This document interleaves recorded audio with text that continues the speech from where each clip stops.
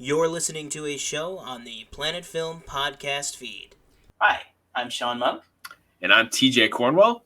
And this is the Planet Council podcast.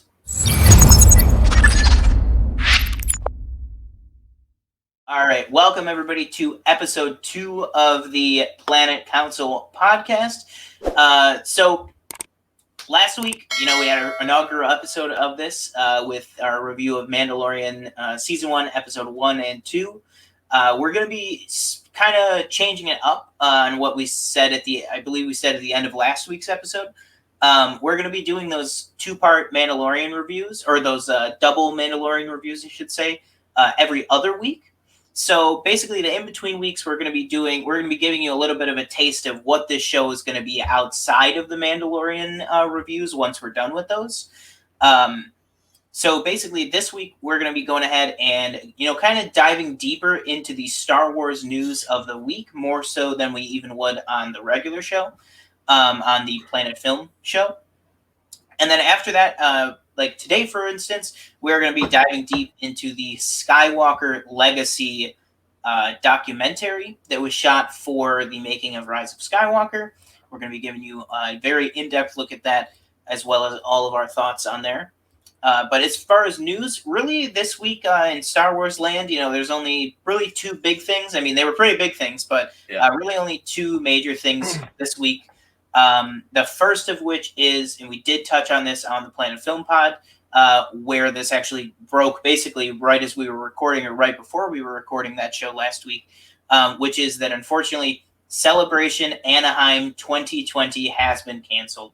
Now this is something that, a lot of people have been speculating, guessing, but officially we have word from the official Star Wars website, as well as from Lucasfilm, that they are going to be canceling this year's show in favor of opting for a 2022 show still in Anaheim. So it's not going to throw off, every celebration is held in a different city. But, Anaheim's not going to lose out on that. It's just getting pushed back 2 years. So with that announcement, what do you think your thoughts are on this? Your thoughts on Celebration as a whole? And, do you think this is the right call? Should they have maybe postponed it, a little bit closer, not push it the whole 2 years? What are your overall thoughts on it? How do you think they handled the situation? And, how do you think they should have handled the situation if it's different? So I kind of just started paying attention to this convention like last year when they released the trailer. Yeah, like the previous one? Rise of Skywalker. Yeah. As far as like them canceling it, it's a good thing they did because, again, nobody knows like when whole thing is going to end. Mm-hmm. So you might as well get ahead of it because it's in August, right? Or it wasn't August. Yeah, it was supposed to be August 22nd to the 24th. Yeah, so like I get it. And pushing it like 2 years, I also understand that because, again, I don't want to, if I'm them, I don't want to schedule another one a year from now. And then if this is still going on, they're like, oh, we have to cancel it again. Mm-hmm. The transfers and refunds, that makes sense as like a standard. Like, if you want to, I'm assuming it's like if you want to transfer it for the next time, you can just do that. If you want to refund, that's fine too. And then with the merchandise, you can still receive it if you want, or you could just get a refund. So basically, just giving people 2 options. Like, you can still get it, or if you just want a refund, that's fine too. And that is big, because never mind. Whew. I was just reading here for a second. I saw Monday, June 22nd, and I was like, that's the last day that you can submit for a refund? That's the first day. I was like, they're only giving them like a week notice to get their money back, but no. It's like a 2-month window. You can refund all the way up till August 26th. But on the merchandise side of things, that I wanted to say was that is a bit. I mean, as big as the panels are and stuff. I mean, me and you have been to Comic-Cons before and stuff, and the Fan Expo. That merch, those exclusives, if you pre-ordered that and you've been looking forward to it, the fact that they are still giving you the option to have it like shipped to you, basically, that's huge. You know what I mean? Because that would really suck. I mean, as much as you're looking forward to the show, if you already put money down because you wanted a set collectible like that bad, to have that ripped away from you would almost be like a double punch in the face. You know what I mean? Like it would just be like you'd lose a whole nother aspect of it. So the fact that they're still following through with those purchase orders is really, really good. I think that's really nice that they didn't have to do. Oh, you get a exclusive Stormtrooper pin for all transferred tickets. It's kind of cool. Oh, look at that! Oh, that actually is a pretty cool. I thought it was like a fold thing. It looks like you like fold it and like make something. You know what I mean? Yeah. Oh, like an origami thing. Yeah. Yeah, that actually is a cool pin. But no, I'm not surprised that they canceled. Like, when is it? I know, like close end of August. Yeah. So I think this is a perfect time to cancel it. Mm. If they would have done it any sooner, I feel like I would have been a little premature. And then if they would have done it later, it would have been a little too late. But D20 isn't that's the D23 is the Disney Expo thing, right? Yeah, that's the Disney convention. Wasn't it? Did they cancel that this year already? Because it says D23 next year. No, D23 is every other year. Oh, okay. I thought it was. D23 is every other year. That's okay. Yeah, so like the last D23 was like there was a big Marvel thing. Mm-hmm. That was when that was the week of what do you want to call it? When we went where we were at the Fan Expo. That was the same night. That was happening. Remember, so that was August 2019. Okay. Well, what's it called? That was like this past D23. That was when we got the Black Panther 2 announcement. All the Marvel Disney Plus shows. Yeah. And then, of course, Star Wars wise, the announcement of Ewan coming back for Kenobi. And also, not to like be like a whole down or anything, but like looking at this year and their announcements, I'm just like I don't even know what they would have announced. Like you probably would have been able to have like snippets of this season 2 of Mandalorian, and maybe like. I don't know, like an update on the Kenobi series or something like that. But they probably didn't have any like big plans. Yeah, like the only thing that I could even think of that it would be, like you said, like maybe some like concrete announcements of casting. Maybe like you finally get like Rosario Dawson coming out on stage or something, or even like Tamora Morrison, like something like that. But yeah, it really, it would almost certainly be nothing film-wise. Oh no, yeah. I mean, and really, I mean, what Star Wars Celebration is more about. Star Wars Celebration is really more about, as it says, celebrating Star Wars. It's a lot more. It's a lot more of about the fandom, and about like the cast and stuff. Yeah. Like they always do Q&As. Like Ian McDiarmid always has one. Like they just bring back actors. It was a big deal at I believe 2 celebrations ago, or maybe the last one that. It was like the first one in a while that Hayden Christensen came back for. So that was like a big thing. Do you think he likes doing that, or do you think he's like? I guess I think he did. I think the reason he stayed away for so long was because he didn't. But now I think there's a place where the prequels are at. Now, that people are like that. People okay, are they're like, not that bad. They're like begging him to come back. But yeah, so I mean, that's our take on the celebration news. If I don't expect there being any further updates. No, unless there's like some catastrophe with the refunds or something. That's really the only thing that I could think of that would even put out another article about this. But other than that, we will definitely. Let you know if there's any further updates with that, but that is what is going on with Celebration now. Celebration Anaheim 2022.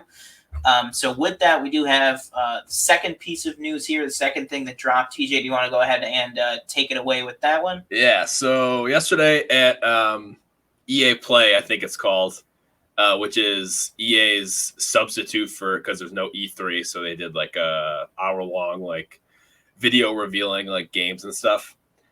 So the biggest thing that came out of that was the Star Wars Squadrons first look at real gameplay, which I have a bone to pick with it because I'll just get into it a little bit later. But okay. So they showed the first gameplay trailer. They kind of went through like what the game's about, what the modes are, all the customization options. And then they revealed some actually pretty cool things, like the game is VR compatible. So if you want to do VR, you can do that. It's also only first person. So like there's no switching. Yeah. So you're only like in the cockpit view with all the the stuff around, the gadgets around you. And that is something too that I just wanted to touch on is I prefer playing my games in third person rather than first person.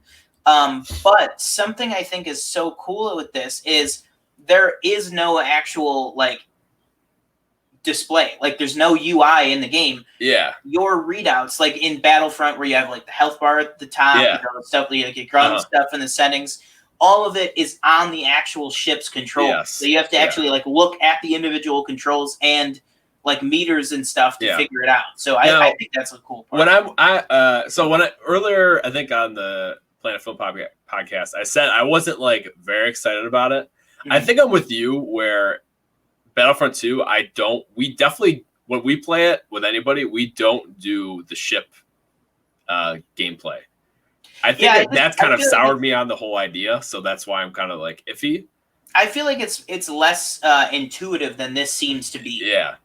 Because there's like at that EA presentation, I mean the one guy was like, he was saying, and they show you in part of the gameplay, he's like, you could thrust forward, 180 turn, hit the brake, thrust forward, fire a missile, hit a 180, have it go the other direction, and you literally do that. Like it's literally you're piloting just like that. You cannot do anything on the scale of that in Battlefront. Yeah. It's like you can, like if you want to do like a full like turnaround, like you have to do like this really long radius like turn.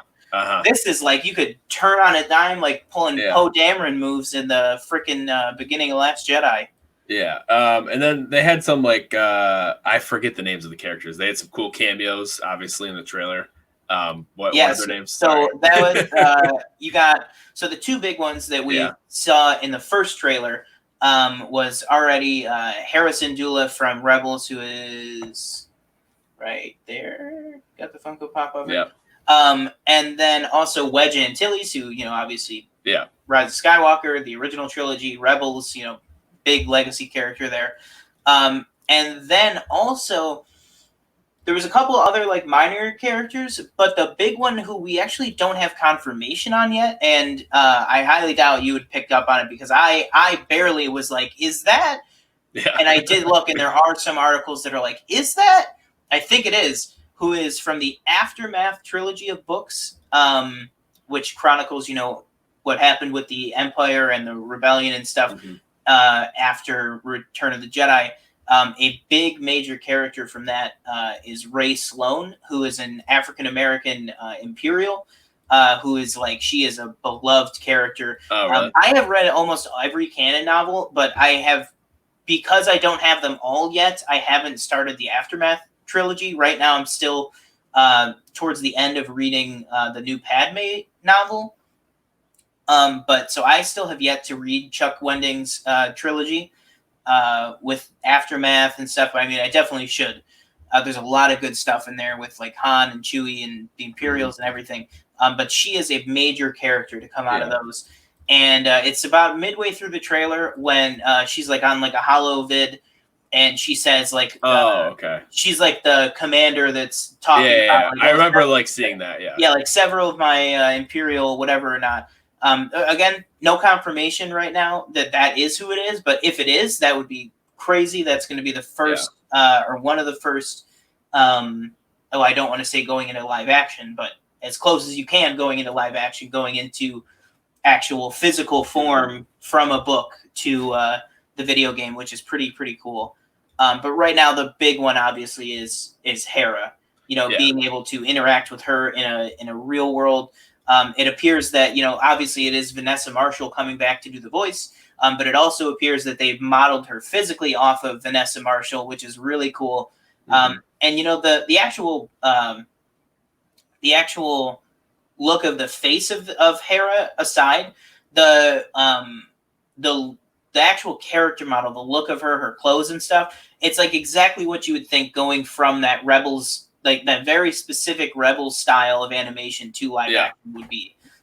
So it's just so cool. Like, you know what I mean? Because it goes to show you that Lucasfilm and EA in particular, they know that even though Rebels is like a kid show, like they know that Hera is a big deal to a large amount of people. You know what I mean? And she has nothing to do with the movies. You know what I mean? Yeah.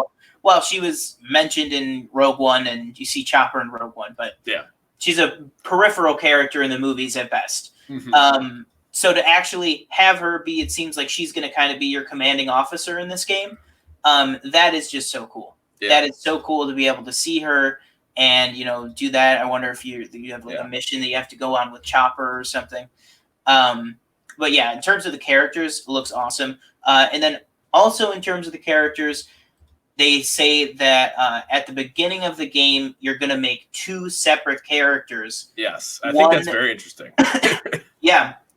One Imperial and one Rebel, or sorry, not Rebel pilot, one New Republic pilot. Which I think is very interesting. There are some concerns over like canon and how that's going to work. I just think it's going to be, you're not going to be able to pick the name. No, so that like if the name comes up, you'll know. Yeah, I think it'll be like you can design them, but I don't think you'll be able to choose them. Yeah, like because that way, like if they need to bring the characters up, that's what people are saying with canon. Is like, well, how do they show up in a book or something? It's like because you're going to change their appearance. Does it have to be canon though? Well, like, the story has to be. Yeah. Oh, okay, I didn't know if it was like that's what I don't get. Like, can they just make something like with a few characters from like canon, but not make it canon? Is that like a thing or no? Not like it has to be canon officially. Yeah, because before there was like 26 layers of canon before Lucasfilm bought it, but then there was what's called G canon, which G canon meant George, G for George. That was what official canon was. Okay. And because there was all that mess, Disney said, no, we are making one canon. Everything that Lucasfilm makes, everything that Disney makes in Star Wars is canon. Gotcha. So they could make it like that, but it would not be actual canon. And then you get into multiple levels and stuff, and then you'd be right back in the mess. In the words of Maz Kanata, you're right back in the mess. Obviously, a quick notable that's a console that's left out, obviously, is Switch. Not really surprised. So it's on PS4, Xbox One, and PC, and then you can use VR with PS4 and PC. Obviously, I'm not really surprised because everybody that owns a Switch knows that the hardware isn't gonna, it's not the highest, like, the greatest thing in the world. Like when you're undocked running Breath of the Wild, like you definitely have some like stuttering and stuff like that. So maybe they might port it at some point to Switch. Maybe that's what I think though, is that if you want to put it on Switch though, you're gonna have to dumb it down. You know what I mean? Like it's not gonna be anywhere near what you can get on this. Like, and it probably it won't even be like online. You know what I mean? Like, did they say this is cross-platform? Oh yeah. They said that's another huge part. Is that this is literally they talk a lot. They talked a lot in that EA presentation about they want the barrier of entry for this game to be as low as I guess you would call it virtually possible. As low as virtually possible. So it's like basically he said, you jump into the campaign. There's a part really early in the campaign that lets you start practicing with the ships. And he said, as soon as you get to that point, when you're ready, when you've done a couple practices, you can hop online. So like they didn't want it to be a thing where it was like you have to complete the whole campaign, then you can play online with your friends. So he said there's a part very early on where you unlock basically like a training ground, I guess you would call it, or like a shipyard, or I don't know what it actually is going to be. But he said it's going to be an area where you can basically test your piloting skills. And he said as soon as you test a bunch and you feel like you're ready for online, you can go online, which I think is so cool. And then he, again, with the barrier to entry, he said completely cross-platform. So PS4, Xbox, PC, whatever you're playing on VR, like you could have one of your think about that. You could have a 4-person team. Somebody's playing PlayStation VR. Somebody's playing it on Steam. and then somebody's playing it, like, you know, like with their Xbox Gold or something. You know what I mean? It's so cool that they're doing that. It looks really good. Like, it just looks like visually like nice to look at. Like the clouds are a nice color. Everything just looks very crisp, I guess. Yeah. Let's see. Okay. So the whole like gameplay. The only thing when I hear live like real gameplay, what I think of is obviously not somebody coming on a stage because we're in COVID, so they don't do that thing. But give me a solid 20 minutes of no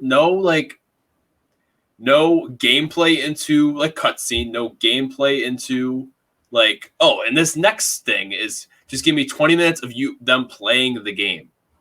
Mm-hmm. And that's what like it didn't get. That's what they didn't give me. Because they would do like maybe like a minute or two of them flying, and then they go, okay, let's check out the next mode.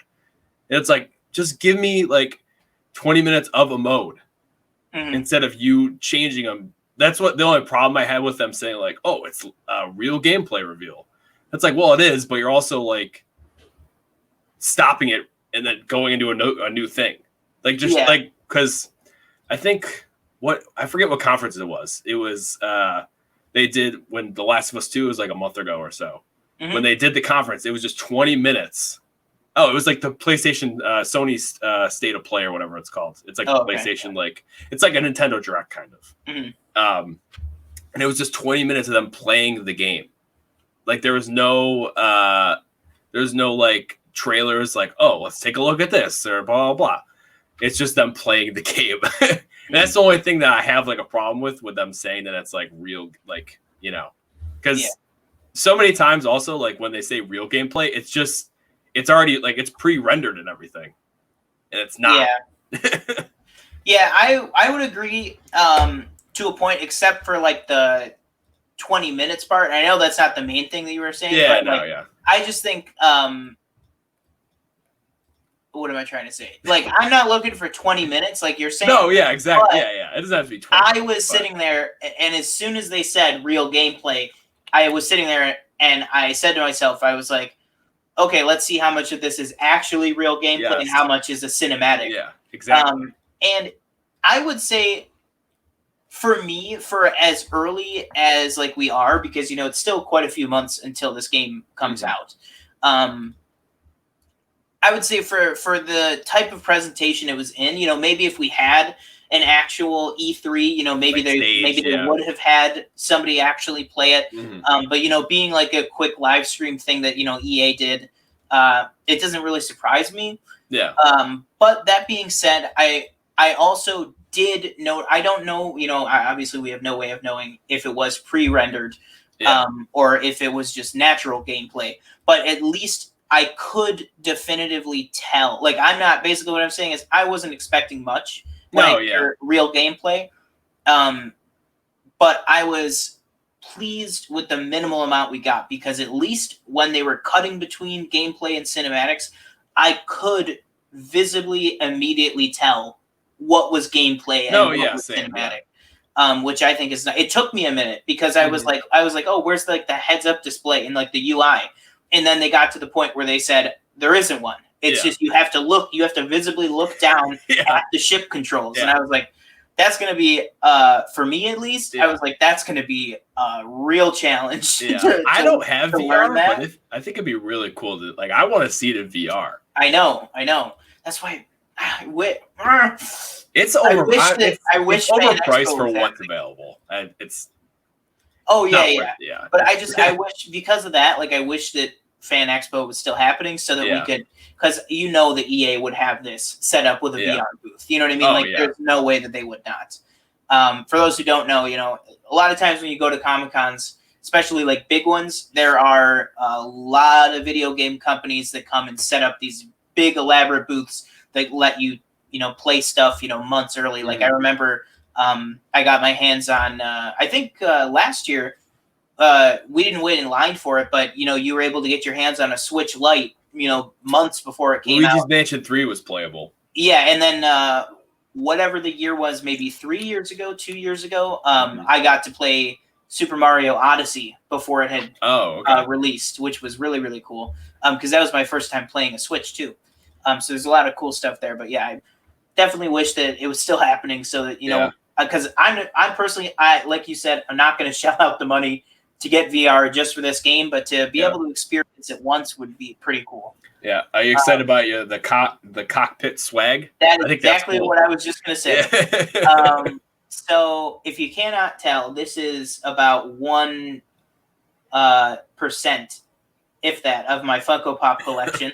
And literally in this trailer and in this image, there is just, they call it here a sweet little Ewok bobblehead figure. But it's literally just an Ewok Funko Pop that you can literally put in your cockpit in the game. So they literally have Funko Pops that you could put in your cockpit in this game, which looks hilarious. I mean, that literally it's even got the Funko eyes. I mean, it literally is like, that's just the coolest thing. But I mean, the Funko Pop thing aside, which is amazing, the fact that you can fully customize your paint job, customize your character, customize your species. What are the odds they have the dice as an option? Oh, as like one of the things? Yeah. Probably pretty high. That's probably pretty high. Or if not, maybe like a version of them, maybe because in canon it wouldn't make sense to have the exact one. That's what I was just thinking. But I mean, you could have like white ones maybe, or like black ones, like. But either way, that is going to be a big part for me because, like I talked about on the Planet Film Pod, sometimes Battlefront is a little intensive. It's a very fast-paced game. Once you get into the game, you're immediately battling, and then it's immediately over. So it's going to be nice to be able to kind of chill out and take some time to like craft a cool ship. You know what I mean? Like make your own custom ship. It's going to look so cool. When you go in with like a squadron, no pun intended, but when you go in with a squadron of your like friends and stuff, and you all have like, I could have a tricked out X-Wing and you could have like a minimalistic style like A-Wing or something. Yeah, you know what I mean? Building on top of that real quick, I do like how they are going to have classes. So you're going to have the ships don't all just do the same thing. Exactly. So you have like the Y-Wings will probably be like the heavy because it'll be like bombers, and then you'll have a support, and then you'll have just like a regular like attack kind of. Am I missing what X-Wing, A-Wing, Y-Wing? What's another one? So X-Wing was like that's like the fighter class where it's like you're kind of all purpose. Then the interceptors. Oh, okay. That's what it is. The TIE Interceptor and the A-Wing is the interceptor for the New Republic. Okay. And then there's the bombers, which is the TIE Bomber and the Y-Wing. And then there is the support, which is the U-Wing, and then the TIE support. Gotcha. So, there's going to be 4 classes, well, at least 4 classes that they talked about here. There could be more. But there's going to be 4 classes of ship. And I love that. I love the fact that it's not just like a cosmetic difference. You know what I mean? Like, I want to, like, if you are a avid U-Wing fan, if you love Rogue One and the U-Wing is your jam, you better learn how to do the support ship mechanic. Otherwise, you're going to be pretty useless flying that. If you love the X-Wing, you better learn to get with the program with their like fighter style, which I think is cool. If you like the Y-Wing, you're going to be bombing a lot of stuff. You're not just going to be zipping through everything. This just occurred to me. Do you think in multiplayer they'll have like the hero type thing that they do in Battlefront or no? I don't think so. It doesn't seem like it. Okay. It doesn't seem like they're going to. Yeah. I mean, it'd be cool. Yeah. But it just doesn't seem like they're going to. Now, the other thing that would be interesting is like, if you die, do you die? Like, is that it? Yeah, like, is this going to be like a how do you want to say it? Like a Destiny 2 thing? Where it's like if your whole squadron dies, it's over. Yeah. But like maybe you have to like fly up and like respawn your teammate. You know what I mean? Mm-hmm. Like that would be really cool. That'd be interesting. Yeah, that would be really cool. Or is it going to be like Battlefront where you just die, wait, and then you respawn? Come back, yeah. And if you just die wait to respawn and stuff, can you change your ship Mhm. mid-game? Or do you have to stick with the ship that you spawn in with? Yeah. That's also another thing. Because I think it'll be a type of team-based where it's like, okay, what works best? We have, 2 X-Wings, 1 Y-Wing, and then 1 A-Wing. Or what is the good combination for the because battle that's another thing that they said is a part of it is going to be your team will spawn in an actual planning room. You know what I mean? Like you will actually plan out the battle. Yeah, like there'll be an actual strategy section. I'm sure that's not going to be for all game modes. I'm sure there's going to be some that's just like hop in and you go. But they said for one of them at least, you will literally plan out your strategy for the battle beforehand, which I think is really cool. And then, just the last thing we want to talk about the game is the locations, which already, one thing, gameplay, cinematic, whatever, both versions, but especially the gameplay, the freaking visuals of the game looked amazing. Mm-hmm. The, what do you want to call it? Like the gas giant of Yavin Prime, which we've never even seen that in canon before. We've seen Yavin 4, the moon, that the Rebel base was on, but we've never seen actual Yavin before, which apparently is a gas giant.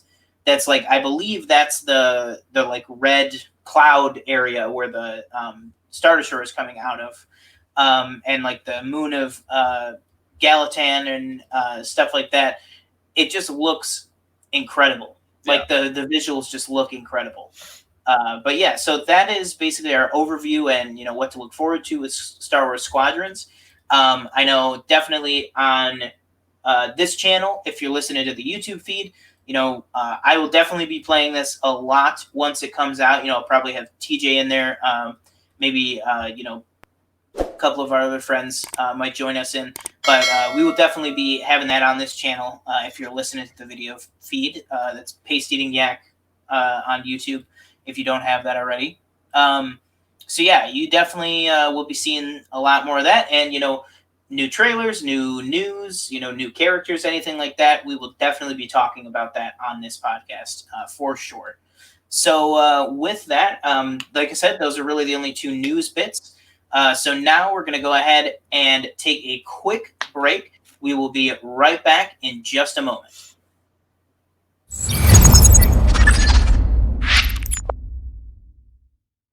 All right. Thank you so much. And we are back. So now, as I said, this week we are going to be reviewing the Skywalker Legacy documentary, 2 hours and 6 minutes on Disney Plus or Blu-ray, whatever you want, however you get Rise of Skywalker. It is one of the movie extras. It's available on Disney Plus, digital, wherever you got it. I don't know when they added that. They must have added it when they added the movie. I just assumed. Yeah, they must have. I didn't know it was on there. I bought Rise of Skywalker. I have not watched it. Yeah. I bought it on. What do I want to say? I bought it on digital that day that it came out early because it was one of the first movies that it came out early because of everybody being home. Yeah. So I got it, right when I was able to. Haven't watched the movie. Didn't even check the bonus features. I knew about the documentary, obviously, but I didn't even check the bonus features. So I have it owned on digital and on Disney Plus, and I still didn't watch it. Then TJ said, "Oh, it's on there," and then he watched it, and I was like, "Well, yeah, all right." I was like, "I guess I'll watch the documentary." And originally, we were going to do a brief look at the documentary, just like a quick look up at the top of the show. But after watching it, I have got to dig into this thing and give it its full due, if that's what you want to call it. And you have how many bullet points? 150? I took about 150. It's a good point. I should probably bring up my notes. I took about maybe 200 bullet points. All right. Do you want me to give my thoughts first, and then we'll go on you? I just want. Yeah. All right. Yeah. Give your thoughts first while I'm pulling up my notes. Overall, stumbling upon. I just happened to stumble upon it the one day. I was just going through the extras. I don't know why. I thought it was pretty good. Like I didn't. Hang on. What? Hang on. I just want to interject here real quick.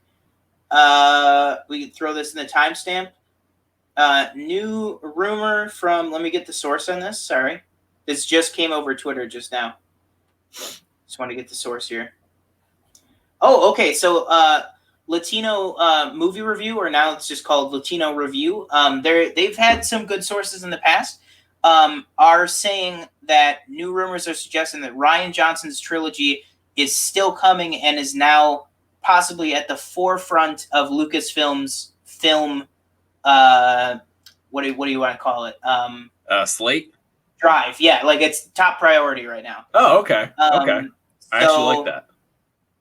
It says, from my source at Lucasfilm, the Rian Johnson Star Wars films are still on track and will be released after the Taika Waititi Star Wars film, which is still yet to be, announced what's going on with the Taika film. Yeah.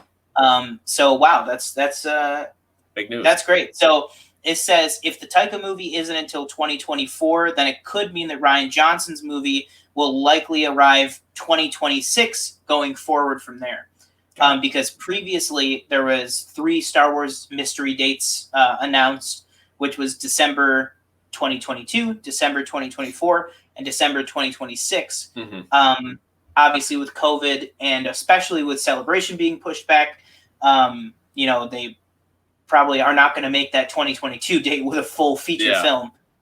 So this will probably get pushed back a lot.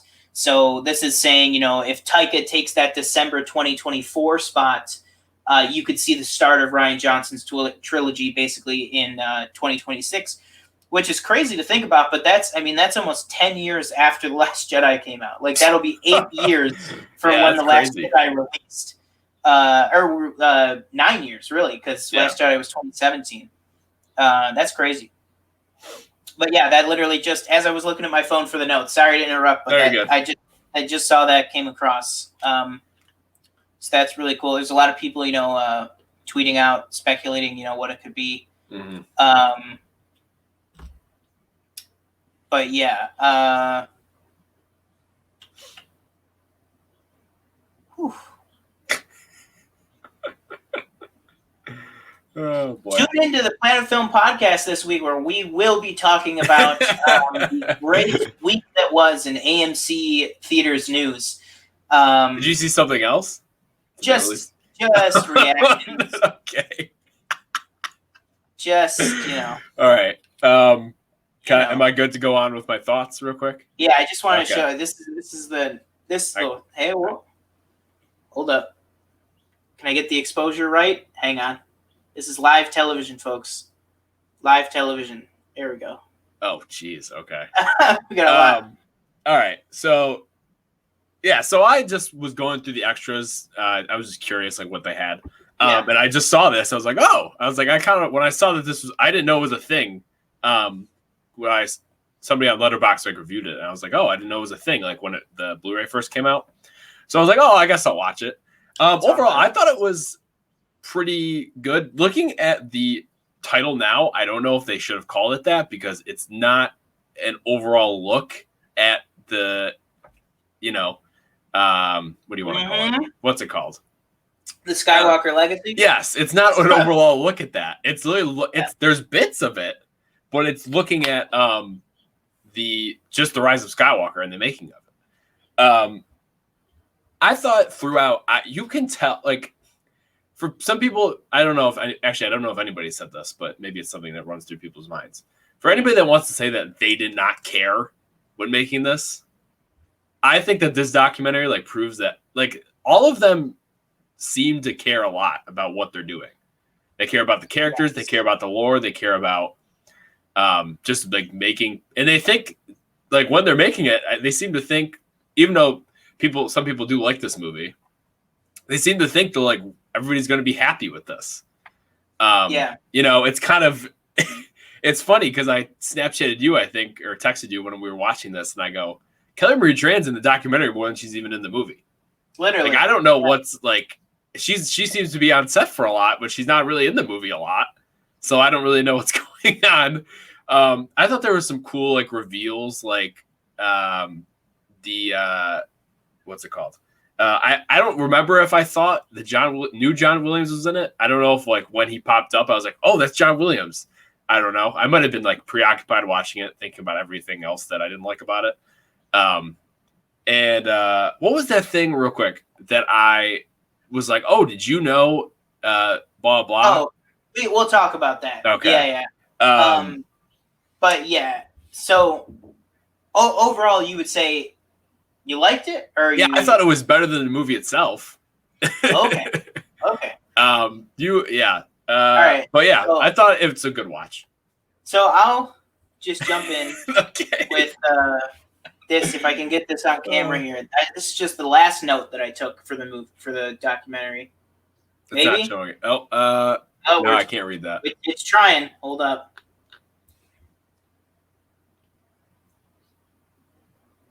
Oh, all right. See that? Yep. Okay, so for audio listeners, that is a note that says, this movie and this documentary are so overly bloated.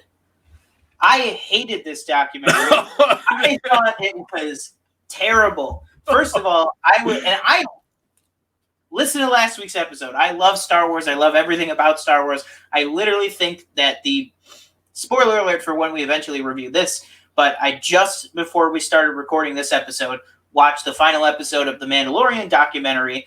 I think that documentary series is one of the best documentary series about a television show ever made, and probably the best Star Wars documentary ever made, because I do have some problems with Empire of Dreams, which is like the main one about the original 6 films. But I do have some issues with that. But Disney Gallery, Mandalorian, John Fett, whatever you want to call that, whatever the hell it's called. Yeah. The Mandalorian documentary is fantastic. This thing, pardon my French, was a piece of crap. I was bored to tears. I'm literally not even kidding. There were parts that I liked. Yeah. And literally we will get to my full notes. Don't worry. I mean, I won't read all of them, but yeah. All right. So here, this is about, maybe 40 notes up from the bottom. I just wrote, Jesus, is this thing still going? Which I was quite long. Yeah. I was about an hour and 30 minutes into, which, by the way, I loved. Once again, I had some issues with how things were presented, and I don't know. I feel like Mark Hamill. I feel like it's getting better, but I feel like Mark Hamill kind of over the last couple of years has had kind of a fractured relationship with Star Wars and with Luke Skywalker. Yeah. But what I was going to say was, I think that's not really displayed in this, but the director and the Last Jedi documentary that was exclusively about Rian Johnson and Mark Hamill's relationship. Not exclusively. I mean, it was mainly the. Oh, I've never seen that. Is that a thing? Yeah. Oh, yeah. It's on Disney Plus. Yeah, it's on Disney Plus if you want to. Oh, okay. I gotta watch that. Yeah, I highly recommend it. It's way better than this. But like I said, I do still have some issues with that because I kind of feel like it kind of sugarcoated some of Mark Hamill's feelings. I mean, it definitely goes into the fact that he was not happy with everything. Yeah, but I and he said that on like Twitter. I think that he's. Oh yeah.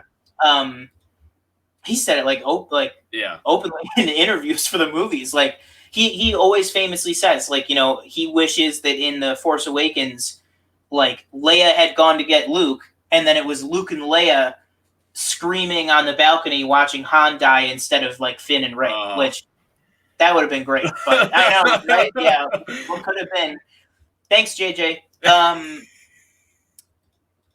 And this is, by the way, somebody with I can't really turn the camera, but I don't know what happened to J.J. Abrams because I'm literally looking. I have a Star Trek Into Darkness poster in my room because I love the rebooted Star Trek. I love Star Trek, but I love the rebooted Star Trek movies that he helped usher in and directed the first two.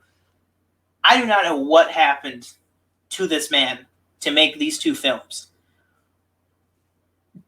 So that's my thoughts. I like Force Awakens, yeah. But you can't. Okay, don't you say that like Force Awakens is a bad movie. Who said that? That's what you said. I don't know what you basically just said. I should have said not.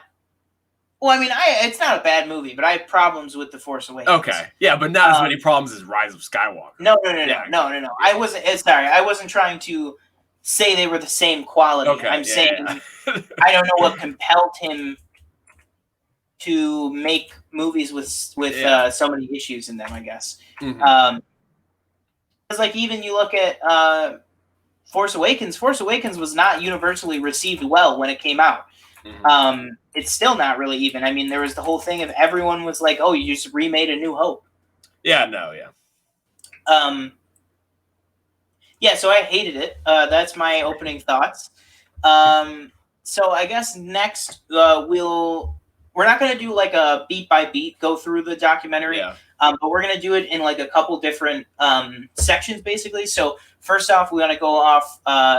Give me top 3, top 5, whatever you want to fit in. What are your favorite parts of the documentary? Okay. I like that we got Harrison Ford talking. Didn't expect him to be in this at all. Mm-hmm. Yeah. Because I figured it'd be like, well, they killed me in the Force Awakens. I'm done with that. Exactly. Yeah. I liked Daisy Ridley. I actually liked that they showed Daisy Ridley a lot. They really got her thoughts on like everything, in my opinion. Obviously, I like seeing. Babu Frick's probably one of my favorite characters in the movie. Hey! I like they showed how they made him, as well as like that the person controlling him was also the voice actor for him. I thought that was pretty cool. I can't remember her name. I wish I had written it down because I was like, oh, I'll remember it. But it's Moaning Myrtle from the Harry Potter films. Oh, okay. Yeah. What else did I like? I'm sorry. I'm doing this like based off memory. I liked how they showed like the different locations. I mean, they're all like, I thought they were all gorgeous. Trying to like, I watched this like a few days ago, so I'm like trying to think. Clearly, it wasn't as good as I think it was because it didn't stick in my mind that much. But no, I don't know. Overall, like, I like that they all seem to care. Like, it shows them caring, at least. Yeah. Whatever you think about the movie, you like. Some people like it. You have people on this side that like it or love it. Some people on this side that like don't like it at all. I don't really think there's a middle. Like, I don't know if there's anybody who's like, Yeah. I was kind of like that, but as I've thought more about it, I've been more like, I don't like it. But like, it just seems that none of them nobody ever sets out to make a bad movie. Yeah. You have this idea in your head and you think, this could be good. Not getting to like my least favorite part or anything. I just don't know how they're writing this. And you go, like, you're seeing them like talking about like I think the one writer, I forget his name. Chris Terrio? Yeah. He's like, well, we had to bring it around. Like, and we just thought Palpatine would like bring it back. Hang on. We'll get there. Okay. We will get there. Ian McDiarmid. I like seeing him. I like seeing the makeup, and I was like, yes. I was like, ugh. Yes. So all right. So I'll jump in with my favorite parts, which that is, I have that in big bold letters. As much as I saw somebody just yesterday, I was watching a video and they called him Darth Unnecessary, which I thought was very funny. But if we're and I want to try for this conversation, I want to separate the movie from the doc as much as possible. Okay. So if we're just talking about the documentary, I think Ian McDiarmid's presence in this and his joy of being back in that character, it just comes through the documentary so well. Like you could just tell he's elated that he got the call again. Every 20 years he gets the call to say, "Oh, Ian, can you come by and do a movie or two?" Which I think is so funny. And then I would say another one that I love, which, he's had some ups and downs with the fandom of the past couple of years. I would say rightfully so, because, in Force Awakens and in Last Jedi, he was kind of sidelined, especially I would say in Force Awakens. Which is Anthony Daniels. I just was thinking that. I was like, oh, yeah, he was in that. I mean, I think I literally just said like 30 seconds ago that I want to separate the movie from the doc as much as possible, but also I can't really separate it because it's like just this specific point because it's pretty apparent in both, which is they talk about it too, is that this movie gives 3PO like the most to do since like the prequels. Mm-hmm. Like since like, as much as I hate what he does do in Attack of the Clones, like this and Attack of the Clones are like the two where he has like the most to do. Yeah. Which I think is awesome. But just his pure joy and how much he's all throughout this documentary, I think is just so funny. You know, you have they have clearly the current interview that they did with him, and then they have one from 1980 from Empire that they keep cutting back to. They cut back to him like a bunch of times from that interview in 1980, which I just think is so funny. But yeah, so Ian McDiarmid and Anthony Daniels definitely. And then let's see. There's one other favorite part that I have that I just remembered. Okay, yeah. So one sec. My favorite part of this. Yeah. Or actually, you know what? I'll say mine. You go with that one, and then I have one more after that. But my next other one. Favorite part. Sorry, real quick, is Warwick Davis. Oh yes. So, like, just nice to see him and his son, like, on the set together, and like at the end of the movie when it's two of them, like the two Ewoks, and it's like him and his son. I just think that's like amazing. Yeah.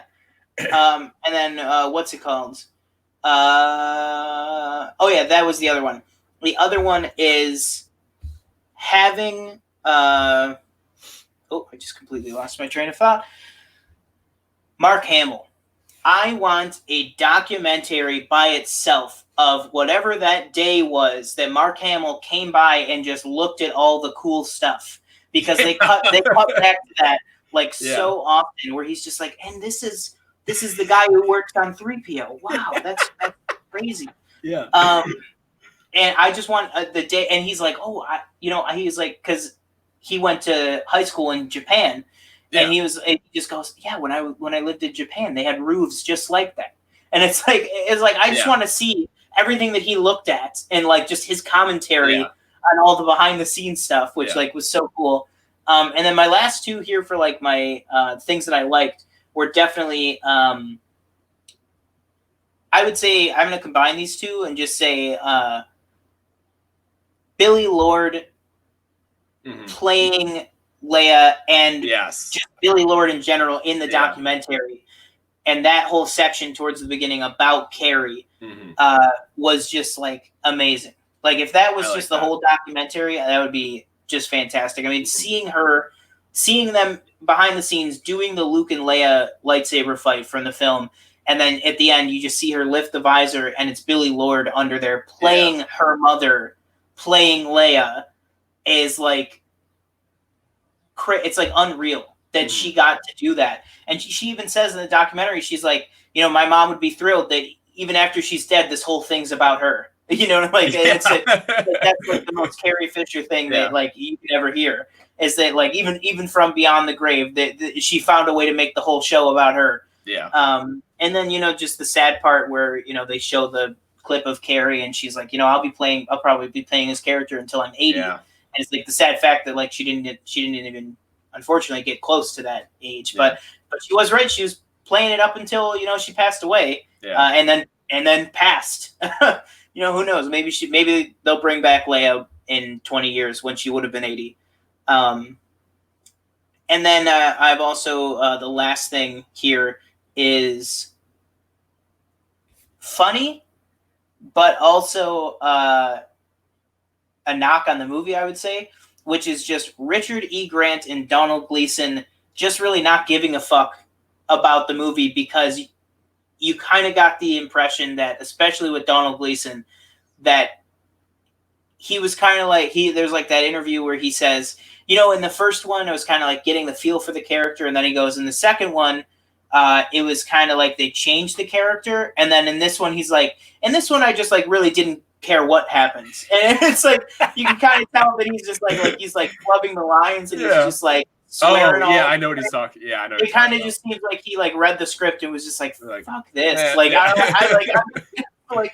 I just thought that was so funny, just how much fun he was having on set, because you could kind of, and not like in an asshole way, just kind of, he's just like, all right, I have like 4 scenes in this movie. Like, what am I even doing here? I'm going to just have as much fun as I can with it. And then also just him and Richard E. Grant together. Yeah. But unfortunately, those are pretty much the only one other positive. thing. Sorry, real quick that I just thought of was I don't know if you liked it. I like seeing the stunt stuff. I thought that was cool. I thought. Oh yeah. How the stunt porter was so upbeat, and she's like, you got to do it this way. We'll get to that. We'll get to that in the last section here. We'll definitely talk more about that. So then I would say, going from that, what would be some of your least favorite moments or least favorite things about the doc, or least favorite things that the doc shows? Okay. I definitely wanted more Adam Driver in the doc. I don't know if he just wasn't available when they were shooting, or because I'm assuming they're doing these interviews while they're shooting the movie. Mm-hmm. I wish he was in it more or something. Yeah. I know you want we want to separate the movie and the documentary, but when you're watching this, you just think why are you making what is in your head that you're making the decisions that you're making? I'm not gonna say I'm not saying oh, that's not the right shot, or you shouldn't have panned to this character that way or transitioned. It's just the story that you the story that they came up with together. And of course, when watching the movie, this is the same thing as watching the doc. It doesn't make sense. There's so many holes in the plot that it makes it look like they didn't care when they were writing it. This is what I have here to piggyback off that. I have here in my notes, I said, there are so many moments in this where someone or JJ himself says something along the lines of, oh, we think this would be a really cool way to bring it back around full circle. Yeah. And it's literally just repeating a scene or beat or thematic element from one of the original movies with no change or spin to it. Yeah. I said, I think they're really trying to be more deep than it comes across in the final movie. Yeah. And a thing about that I wanted to talk about was the scene where he talks about the knife. When he's going through and originally, and we had heard stories and stuff about that originally it was this scroll with this information, and you see the scroll in this, and then they kind of show the thing with the knife. Yeah. But even that's edited, I think, to make it look more collaborative, I guess, because you can totally see when he's looking at the scroll and he's oh, this one won't work. You could see the finished knife is on the table, and it's he says, "Oh, the scroll won't work," and then they're like, "Well, what if we did a knife? Well, what if it had this? What if it had a thing that pulled out?" And it's in the first shot, you see the knife's already done. So it's I don't know who you're trying to fool with that editing to make, even the editing of the documentary is trying to make it look like a more deep process than it pretty much was. And then also, I have written here, not enough Adam, just in big, bold letters. I just have not enough Adam. I even wrote way earlier in there, I said, finally Adam. And then I said, oh, lots of Adam. And then I said, no more Adam. Yeah. Was John Boyega even interviewed? No, he was never interviewed. There was a lot of stuff towards the end. There's just shots of him. Yeah, there was a lot of stuff towards the end where he was talking to the behind the scenes camera on set. Yeah. But he never had a talking head interview or anything. No. Yeah. Which is interesting. And then I did just want to say I did miss something in the stuff I liked, which was just all the stuff with John Williams. That whole scene with that cameo. And that was what I wanted to ask you that you had brought up earlier, which was when you first saw it, did you know it was him, or did I honestly don't remember? I remember the very first time I saw it, I was like, that is John Williams. And I turned to my mom and I was like, did you just catch who that was? And she was like, no, what? And I was like, it's just John Williams with an eye patch. Yeah. And then I heard the story about all the stuff being related to his Oscars. Yeah, that was cool. That was just cool that the set decorators, took the time to come up with props that would make sense in Star Wars, but also would pay honor to his 51 Oscar nominations. So I would say that. And then so last thing I want to say is, before we get to our final thoughts and our overall thoughts, the next thing is, who is your personal standout person of the documentary? And I just want to say my person definitely is Eunice, the stunt coordinator. Yeah. That woman. I think I would agree. I would just agree with that. He was if you're talking stand out, you're thinking like someone who you weren't expecting to be the big pop going into it or something. Or in Eunice's case, someone I didn't even know existed. She freaking stole the show here. Like, there's a whole section of her right in the beginning, which that part I loved. And I loved that Adam Driver in that section, like, she says, like, oh, well, a lot of actors say, like, I do my own stunts. And she was like, no, Adam was like, I do everything. Yeah. Like, no one else is playing this character but me. Mm-hmm. Like, not even in a suit or anything, which I think is, like, amazing. And the fact that he said, you know, that Adam himself was like, I'm very protective of the physicality of Kylo Ren. I think that is just so cool. Like, that he has that much appreciation and, like, ownership and possessiveness of this character. I think that's so cool.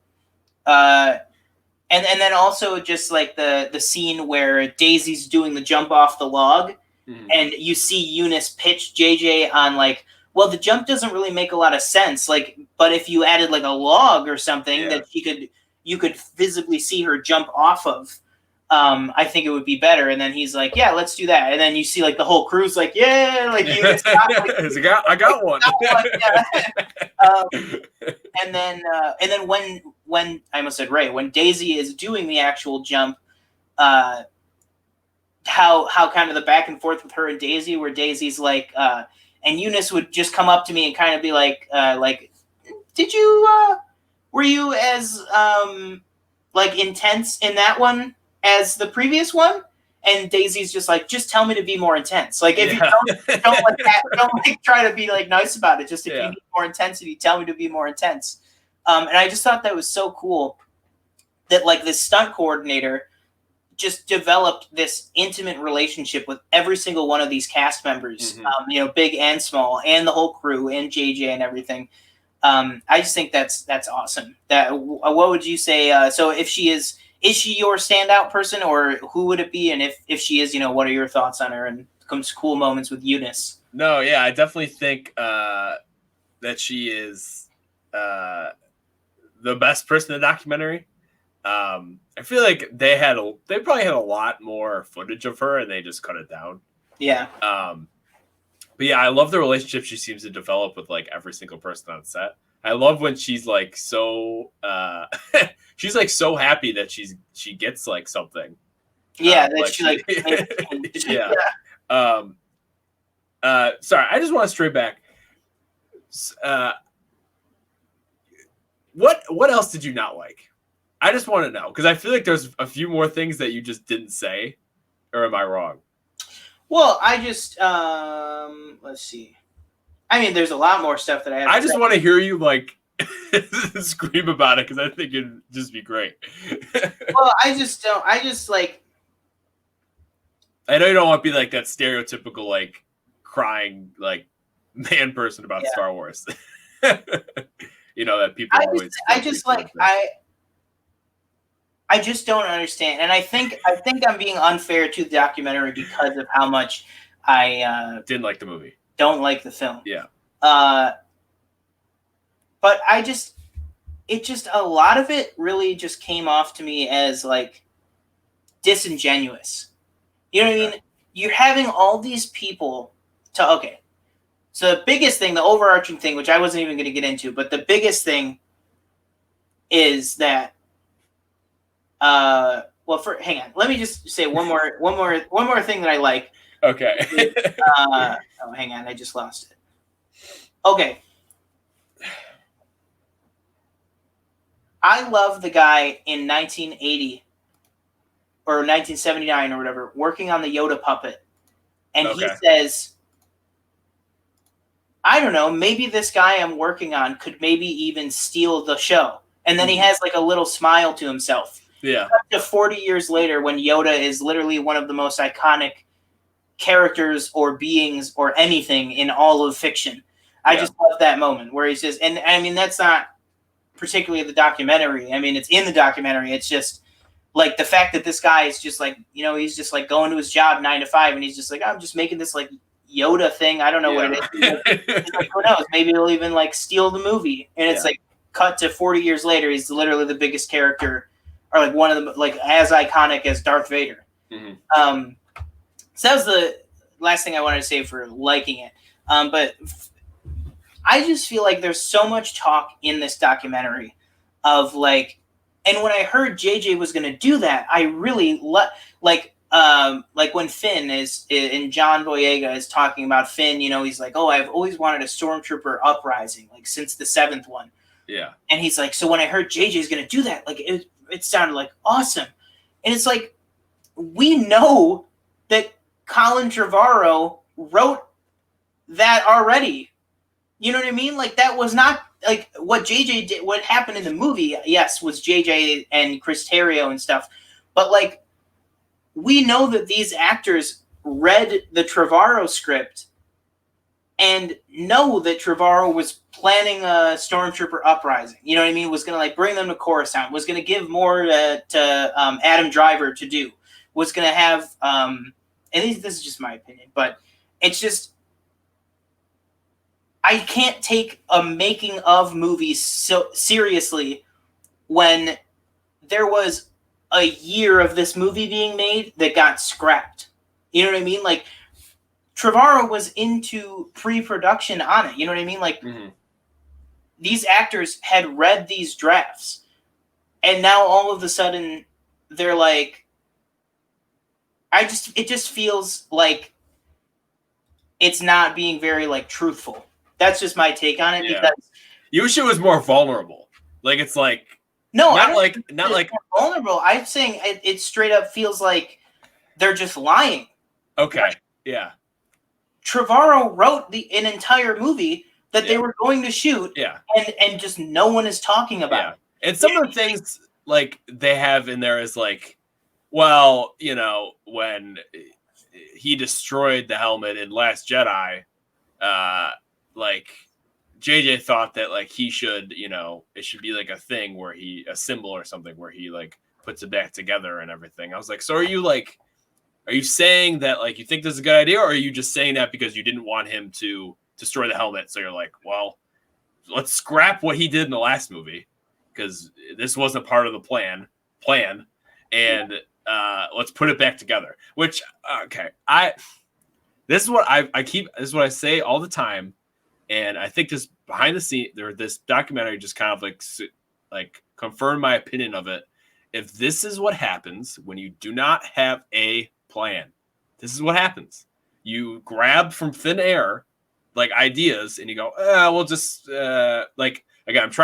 We're trying not to make this a Rise of Skywalker review. And I know that's kind of what it's turning into. And I don't really care because I like talking about the movie.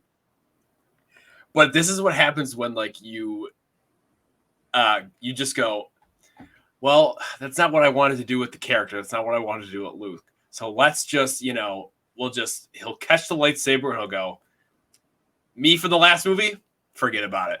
Like, wasn't me. Sorry. This is what you're actually going to do. And, you know, well, let's bring Palpatine back. But didn't he die in the 6th one? Yeah. Well, we'll just say he's like, he was Snoke and then he was a clone. But it's like, also like, Snoke is not even mentioned in this documentary at all. Also true. Like they show like the tubes and stuff like that. Yeah. But they don't mention Snoke at all. No. Which I think would be kind of cool if they threw Andy Serkis in there and Andy Serkis like, I don't really know what's going on. Yeah. Like, I don't know what they wanted. Like, but like, I honestly wish I saw more of the writing process. I would have loved to see that because the thing is that like, I feel like that's why they can't show it because I feel like a lot of the writing process of this movie and what the documentary tries to say about it, I feel like it's not truthful. Yeah. Like, I just feel like I don't know, man. It's like, to not mention it at all, I don't believe I'm not picking up what this documentary's putting down. Yeah. You know what I mean? Like, it's so hard to articulate what I'm trying to say. I feel like the fact that this documentary positions this is a documentary at its core is about the making of this movie. Mm-hmm. And to not include a huge chunk of the making of this movie is like disingenuous. And it's fine if you say, oh, well, we're just not going to address it. But you have the actors going like, oh, when I heard that JJ was doing this, oh, when I heard what this movie was going to be. And it's like, JJ barely even knew what this movie was going to be on day one of filming. Like, you want it to be, let me show you how we got to this end product. Show me the entire process. Don't show me what you want to show me. Or you don't even have to show me the whole thing, but just be honest about what really happened. Yeah. That's what I really want. I want it to be honest about what really happened. Like, do you want to see Kathleen go like, yeah, like we didn't really like, just say we were going a direction with it, and that didn't really work out, but then we decided, bring JJ in, let's hit these key points. Mm-hmm. And we just thought that, the best person to bring this whole thing home would have been JJ. Yeah. Like, just something like that. Don't just be like, oh yeah, JJ was, like that. He was always going to end it. Like, JJ knows what's best for all this. Like, and I don't have any problems, like, personally with JJ Abrams. I just think, I think he is a better producer than a director. Mm-hmm. I think he's made some mistakes in his career, but, I don't like that they didn't include that it was just, they just phrased it as like, oh no, like day one of this film was Chris. We knew what we were doing. Chris Terrio and J.J. Abrams sitting down with a pad and pencil. And it's like, there was like a year and a half before that. You know what I mean? Mm-hmm. Like where you do that. And then there's all the other stuff with The Last Jedi, but we won't get into that here. Eventually we'll do, individual reviews of all 9 films or all 11 films. And we will get to episode 9 eventually. Yeah. So that would be my overall thoughts on the documentary. Right. Now, TJ, do you have anything that you have not brought up yet? Your final thoughts that you would like to say, and then we can close it out. Yeah, I think overall, like, I just like it for the fact because I like behind the scenes stuff like that. Like, I love when, like, I'm on YouTube and, like, things like, oh, behind the scenes of Avengers Endgame pops up, mm-hmm. or behind the scenes of, like, or it's just like those, like, silent shots where it's like they go 3, 2, 1, and it's just like an action scene. Yeah. And it's just like there's no CGI or anything. It's just them on set. Mm-hmm. I like seeing that kind of stuff. But yeah, I definitely didn't like the fact that it didn't show, like, all of the, the stuff that happened before the movie. And I guess it's just like, I want to be a documentary. You have to address, you have to tell the truth. And you have to just address, like, how you got to where you are. Yeah. Because that's, like, the point of the documentary. It's showing you like an event and how you got, like, what started it, what happened, and then the timeline of how you got to now. Mm-hmm. And the final product. And you could even say, like, oh, well, this movie's not about that. This is about the whole Skywalker legacy. Yeah. But it's like, it's not. It's even the title. Yeah. It's called like the director and the Jedi is exactly what it's about. There's stuff in there about the overall making of Last Jedi, but it is primarily about the relationship on set between Mark Hamill and Rian Johnson throughout production. Because there were so few, I legitimately counted every time there was a single frame from the prequels. There is one shot of Anakin, one shot of Yoda and Mace walking into the Senate building, and then one shot of Uncle Owen and Aunt Beru. Yeah. That's it. For something called the Skywalker Legacy, celebrating the Skywalker Legacy, there is, and we know they exist because they're pretty damn funny and they're all over the internet. There's no bloopers from the prequels. There's no behind the scenes from the prequels. There are 3 shots from 6 years of Star Wars movies. You know what I mean? Like, you got it's a third of the Skywalker saga. And that's what this is supposed to be about. And it's like, I get that you want to focus on this movie, but I mean, altogether, out of the 2 hours, which again, to circle back to that, the length of this thing was unbearable. I do remember, like, I was probably like an hour 15 in, and I like hit like the button on my Fire Stick, and I was like, oh, 15 I hit the button and I was 15 minutes in. I was 15 minutes in, and I said, Jesus Christ, we're still doing this. And then I hit it again, and it was like an hour and 30 minutes, and I was like, all right, we're almost over.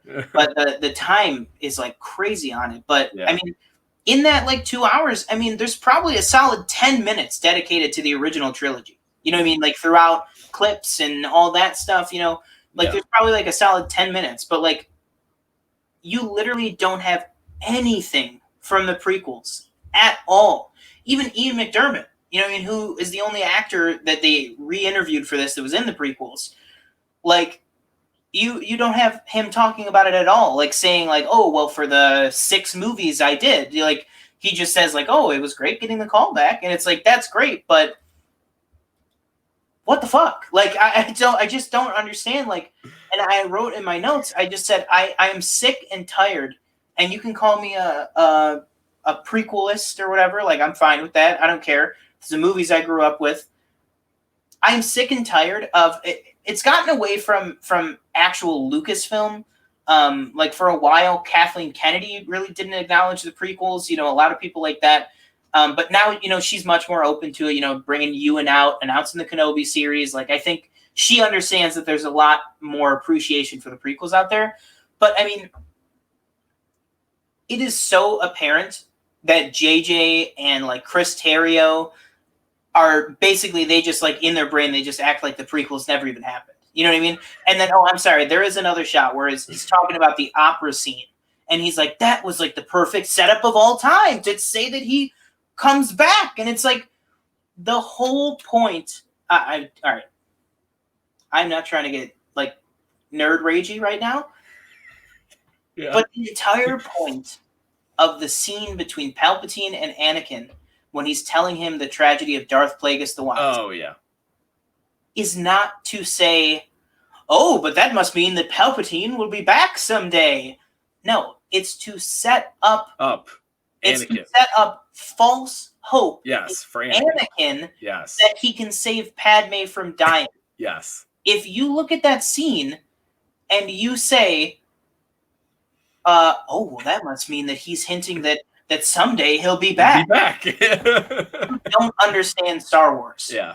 And you don't understand George's vision for Star Wars. And I'm not saying that I understand everything about Star Wars implicitly or anything, but if that's what you take out of that situation, out of that scene, that people like Filoni and Lucas have talked about, that clearly that was just to set the false hope into Anakin about saving Padme, you don't understand the franchise that you are writing the conclusion to. And the other thing, real quick, since they're saying that, with what everybody was speculating when they show the trailer and you have the laugh at the end, everybody's like, well, he's back. How is he back? Yeah. All you have to do, it might be like, again, people complain about the movie being very fan servicey. One thing that they should have just done is, if you talk about the clone thing, but you got to make it so it references the book that came from, because it came from a book, correct? Do you mean are you talking about like the Rise of Skywalker novelization? Like, well, no, because is there like a whole thing where he can like cheat death like in a book or something like that? Well, I mean, that stuff, that was like a comic from back in the day, but I think what you're talking about is the Rise of Skywalker novelization is where it says he is a clone. Oh, yeah. Well, they never acknowledge that, is my point. No, exactly. It's literally one line of dialogue. Like, you literally just say, like, oh, he could even say, like, with technology, I was reborn. Yes. That's all he had to say. That's it. Something you could get more detailed if you want to. Or here's an idea. Write a good crawl and put it in the crawl. Oh yeah, the dead speak. The dead speak. If you were playing Fortnite, you might have noticed that. That was the. Oh my god. I'm sorry. You go to the that and the whole like Fortnite and Ian McDermott's there. the sellout of that ridiculousness. The Fortnite thing. What was the other? What was the other thing that was tied to? Wasn't there another thing? What? For this movie? Yeah. Or for Rise of Skywalker? Yeah. I'm not sure. I thought it was Fortnite and there was like another thing that it was tied to or something. Maybe. I mean, definitely maybe. That Fortnite thing was so stupid. Yeah, that is the dumbest thing. Oh my god. Okay, we got it. All right, so that was our thoughts on the Skywalker Legacy documentary, now available in beautiful high definition on Disney Plus. Tab over the Rise of Skywalker page and hit the extras. Yep. And you will find it there. So enjoy the documentary. With that, I think we're ready to punch it and head out of here. Yep. My name is Sean Monk. And I'm TJ Cornwell. Remember, the Force will be with you always. And you're going to need it for this doc.